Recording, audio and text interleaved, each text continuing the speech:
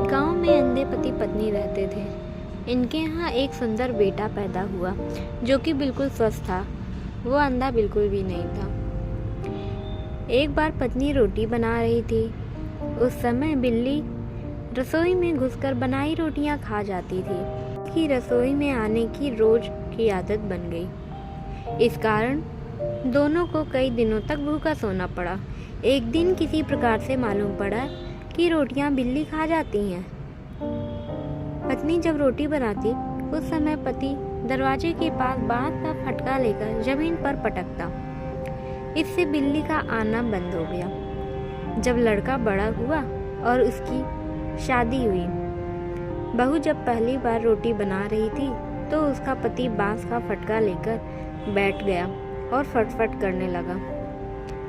कई दिन बीत जाने के बाद पत्नी ने उससे पूछा कि तुम रोज रसोई के दरवाजे पर बैठकर बांस का फटका क्यों पीटते हो?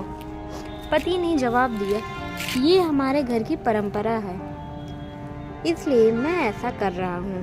कहानी का अर्थ यही है कि माँ बाप तो अंधे थे जो बिल्ली को देख नहीं पाते थे। उनकी मजबूरी थी इसलिए फटका लगाते थे।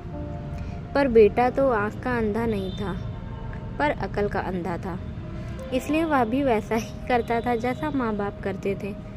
ऐसी ही दशा आज अपने समाज की है। पहले शिक्षा का अभाव था, इसलिए पाखंडी लोग जिनका स्वयं का भला हो रहा था पाखंडवादी मूल्यों को अपनाया और फैलाया, जिनके पीछे किसी प्रकार का कोई लॉजिक नहीं।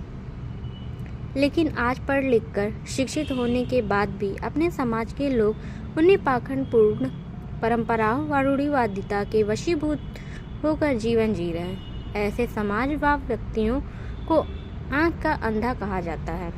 इसलिए किसी भी परंपरा को सबसे पहले समझो, जानो और सही प्रतीत हो तब मानो, तभी समाज में परिवर्तन होगा।